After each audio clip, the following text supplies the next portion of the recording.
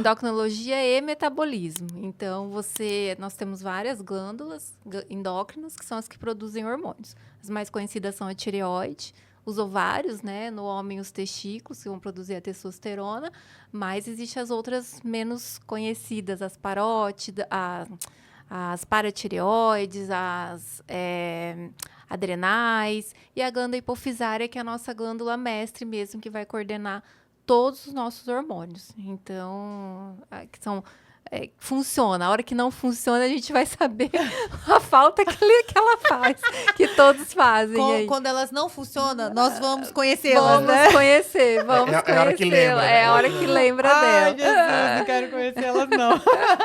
Porque assim, o corpo, ele produz vários tipos de hormônios, cada um para uma hormônio, coisa, né? Vários. E a falta ou excesso de um Isso. pode mudar muito no corpo, né? Pode. Assim, E existe, assim, um controle disso tudo, essa modulação hormonal, que é muito incrível mesmo, que, assim, o quão perfeito é o nosso organismo. Então, a gente fala que existe o eixo.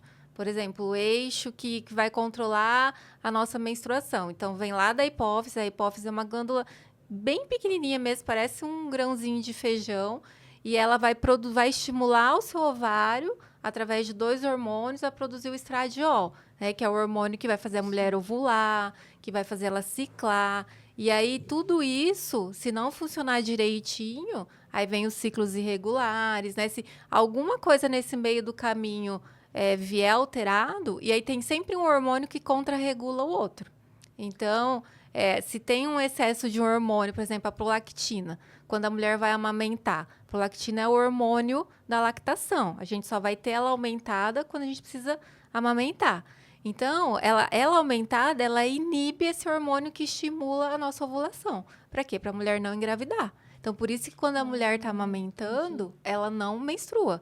Porque o nosso corpo ela não quer que tenha uma nova gestação, porque ela precisa alimentar. Então, assim, a prolactina, ela inibe os hormônios da fertilidade mesmo, né? O que vai fazer a gente ovular. Então, é muito legal. É muito detalhe. E isso ela falou de um, tá? De um, gente. De um. De um e da mulher. E da mulher. Exato. Isso. A mulher é mais complicada que o homem, como sempre, né? Até na parte hormonal. Muita coisa. Não queria falar nada, né? Muita coisa. Nos bastidores, a gente estava falando aqui na hora de se arrumar, né? O quanto é complicado, ó, tá vendo? Nos hormônios. Pra mim, fica até tão fácil que nem cabelo tem pra pentear. Né? Complicado. Por exemplo, o homem produz a testosterona a vida toda. O homem ele pode ter filho a vida toda e os níveis de testosterona normalmente é para eles serem normais a vida toda. É lógico que hoje em dia, com estresse, tabagismo, doenças, a gente tem homens que podem entrar na andropausa, mas não é uma regra igual a mulher. A mulher, ela entra na menopausa independentemente. Então, ela sofre para menstruar, depois ela sofre para ter filho, né? Depois que ela teve filho, aí vem a menopausa e todo o ciclo menstrual é oscilação de hormônio, senão a gente não menstrua. Já o homem não, ele mantém os níveis de testosterona lá pleno, não tem tensão pré-menstrual. Ai, que ódio! Não tem. Então é muito mais simples mesmo. Tá vendo? Porque tem mês que eu choro, porque tem mês que eu quero te bater. Realmente. E eu junto. Tem mês que eu choro, tem mês que eu apanho. Pronto, agora ela vai por culpa no hormônio. Aí resolveu tudo, né, Mari? Eu tudo isso sem ter motivo. O meu tá lá bonitinho. Então, tá Acho vendo? que tá, né? Não sei, né? Às vezes. Porque o homem tem isso, né? A gente comenta que a mulher se cuida desde nova, né? Vai no ginecologista, pede um monte de exame.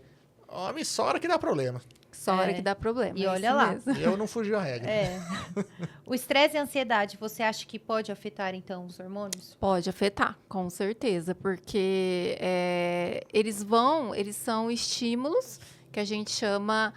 a produção hormonal, ela depende de vários estímulos, né? Então, a gente também tem o hipotálamo lá no nosso cérebro, que ele é, assim, como se fosse o que está absorvendo ali tudo que tem no ambiente. E aí ele pode fazer descargas hormonais, sim.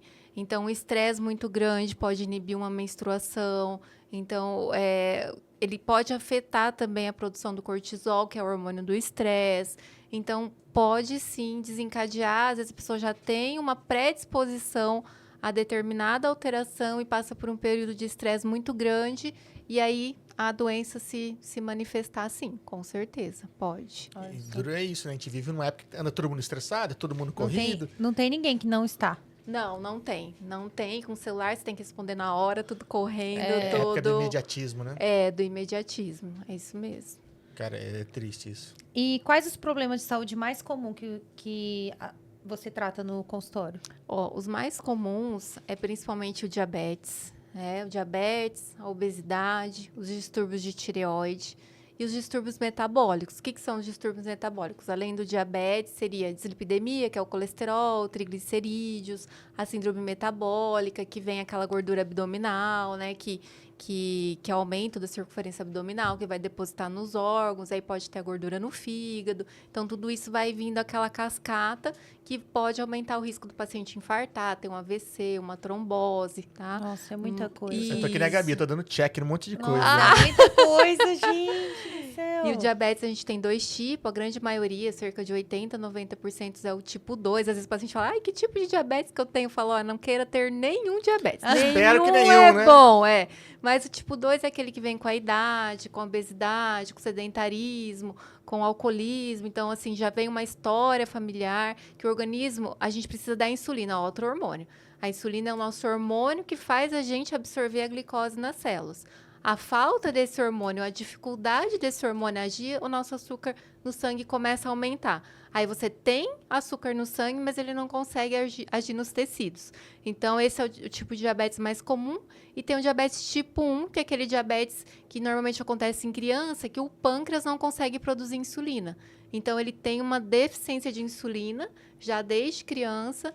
E aí já é um quadro mais grave, com aquelas glicemias altíssimas, e ele tem que usar a criança ou o adolescente já usar a insulina desde o início. Tem que aplicar, né? Isso, tem que aplicar. E tem o diabetes que pode acontecer na gestação, então são esses os tipos de diabetes mais comuns. E eu acredito que hoje em dia a diabetes e a obesidade são os principais, as principais procura mesmo né? no consultório. O endocrinologista, ele recebe muito paciente, porque esse paciente nem sabe que existe uma glândula adrenal. Aí o urologista investigou, viu que tinha lá um tumor, uma produção, manda pro endócrino. O cardiologista, ele pode ter uma alteração, existe causas de pressão alta. Às vezes a pessoa acha que a pressão alta...